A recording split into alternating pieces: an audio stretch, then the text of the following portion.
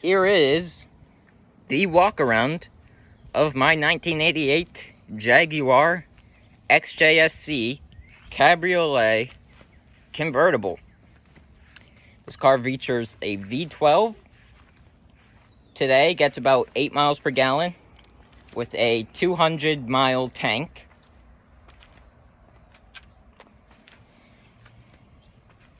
It has close to 100,000 miles, and when I say close to, I say we are 80 miles away from 100,000 miles. And there's going to be a celebration because a Jag getting 100,000 miles is a milestone.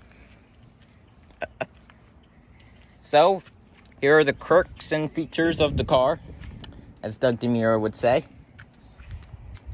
And mine, being a survivor, has everything but what actually should work wrong with it.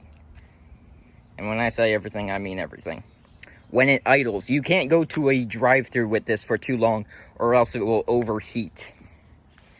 And if you try using the technique of putting the heat on, it'll burn your feet, because the only place that the AC comes out right now, because it's the only place that is working, is underneath, like where your feet are. So for your one right foot that is sitting on the brake pedal, it will be pretty much on fire when you're sitting in the drive-thru. So let's take a look and start with the trunk. Now the trunk isn't like any regular car. You open it up and it's pretty regular. The battery's in the back. I have a kill switch on it. Toolbox, spare tire, cleaning materials, all that good stuff. But if you look right here, it's worn out on mine, but that sticker would say, "Do not slam, press gently to close." There's a dead bee right there. So what you do is you bring down the trunk, but see how it's not touching? You gently push it until you hear a click, and then it is closed. If you slam it, you can potentially break the latch, breaking the trunk, and you will not be able to close it. Here's the gas cap for the car. Right here's a lock for it. That's cool to have. Is a bright chrome latch. You press this button, suction goes away, and there you are to put your gas in. Unleaded fuel, wait. Have I been putting in unleaded? I'll have to look into that, if I have been or not.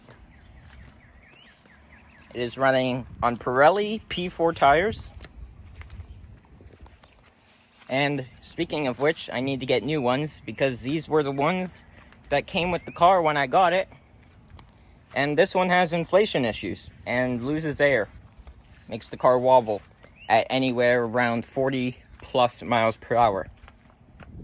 Here's a parking sign that I built a few days ago. I got it from a car museum in Hyannis, Massachusetts. So let's take a look at, well, first actually we'll start with this roof here.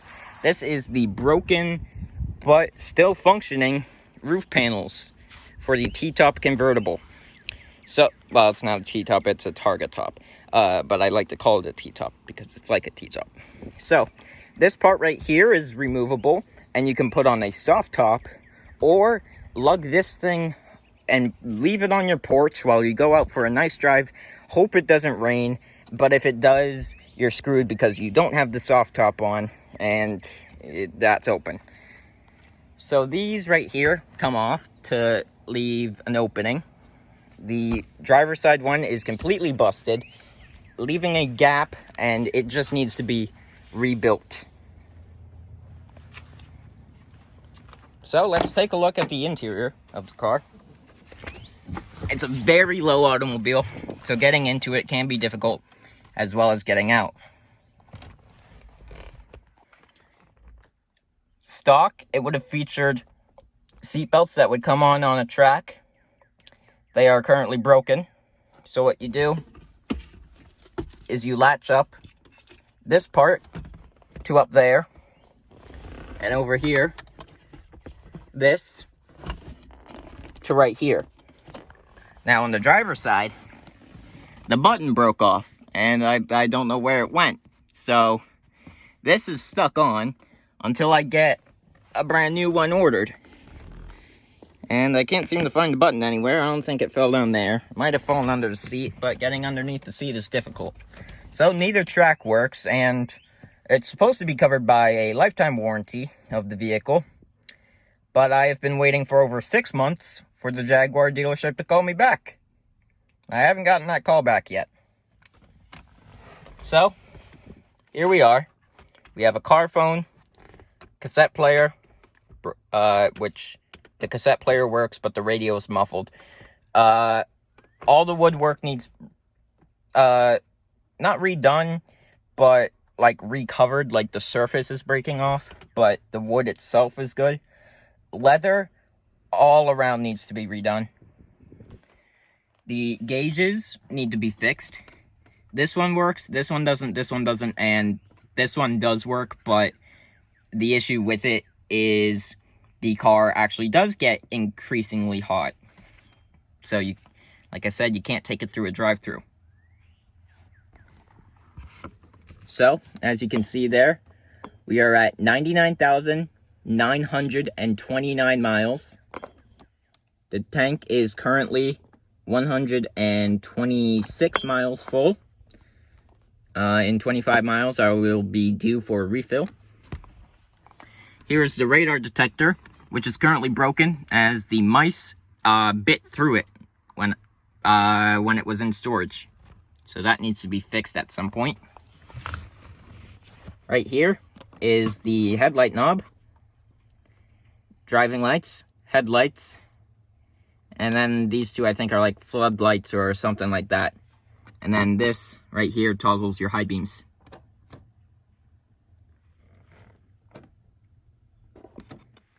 Gonna make sure I didn't accidentally turn those on, because sometimes there's things in this car that if you accidentally turn on or something, it'll drain the battery.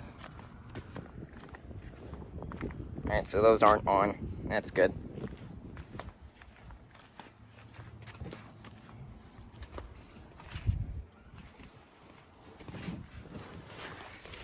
So, this is the shifter.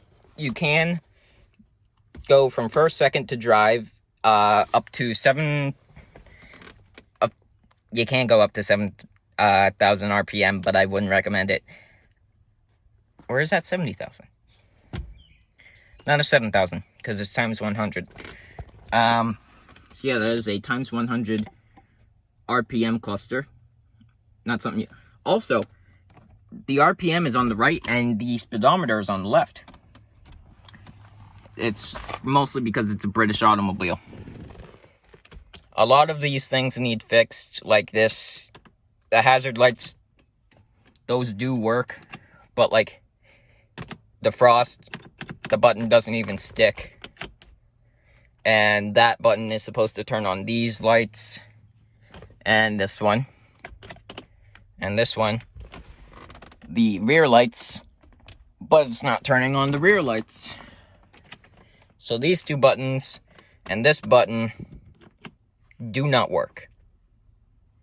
Well, these two used to. I don't know what happened to them. The air conditioner also needs fixed. That doesn't work. The heated seats. What do you think? They do not work. These seats are very, very broken. The driver's seat, the seams are completely broken. The leather needs to be redone. And there's just many, many problems with it. The best part about this car is probably its stereo system, and how all around the car, if you lift the bass all the way up with that little bass control here. Yes, there is actually a bass control switch on this car. A treble switch and a balance switch. Which is actually these are really cool to have and are going to be nice when I put in the custom stereo system. Yes, I'm putting in a custom stereo system because it's not the best, but it's still good. But it's not the best. So, before we start up the engine, let's take a look under the hood.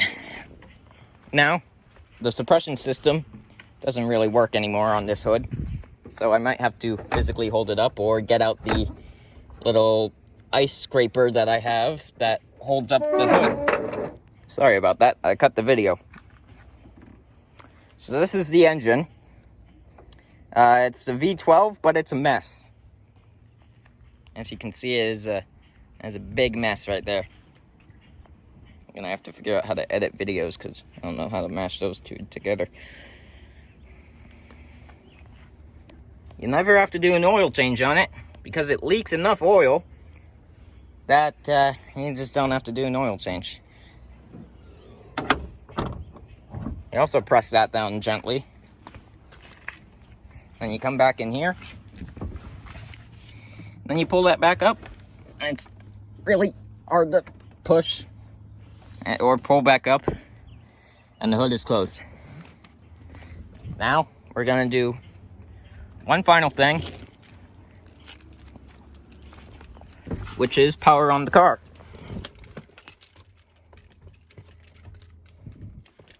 Oh, right here we have a Whalum Park keychain for the amusement park that used to be down the street from me. There's now condos. And you can't see it from here.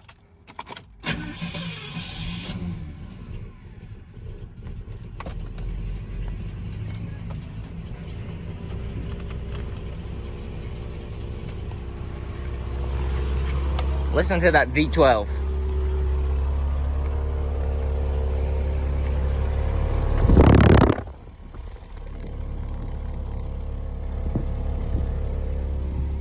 There's the radio antenna.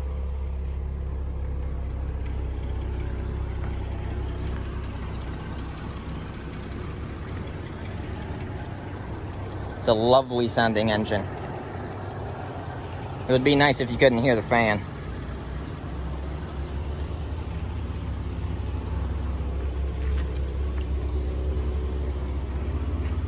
I'll give it one little rev.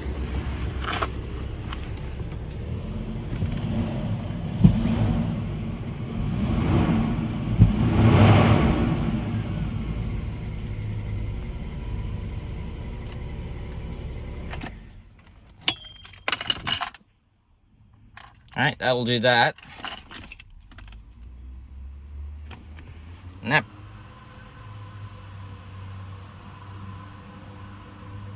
I don't know what I'm hearing. Is that a street cleaner? Or FedEx guy? I think it's a bulldozer. So, as of right now, that is all there is to see of my 1988 Jaguar XJSC Cabriolet convertible. Coming up shortly, I'll be doing a drive video of me driving the car.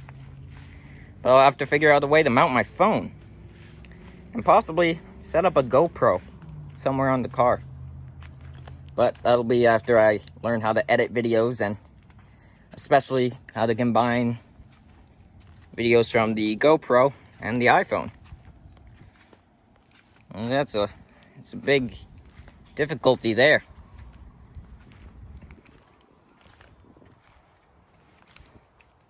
So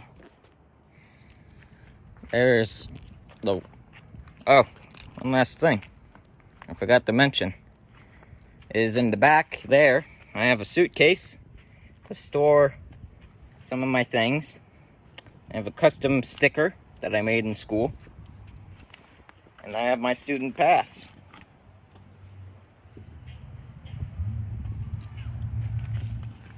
And there is my Explorer, which I have currently turned into a camper. I'm still working on.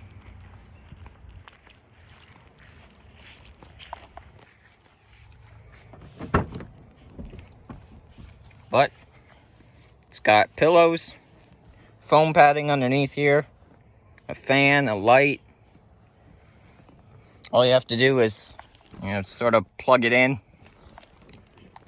That is removable right there. It's just a blanket inside of the plastic shielding or the plastic body the plastic panels that I jammed in using this screwdriver. But yeah, it's all you could ever need in the back of a 05 Ford Explorer. Anyways, so there was the walk around of my 1988 Jaguar XJSC Cabriolet convertible. If you're watching this, I was able to link the two videos together after accidentally pressing the large power button on this phone.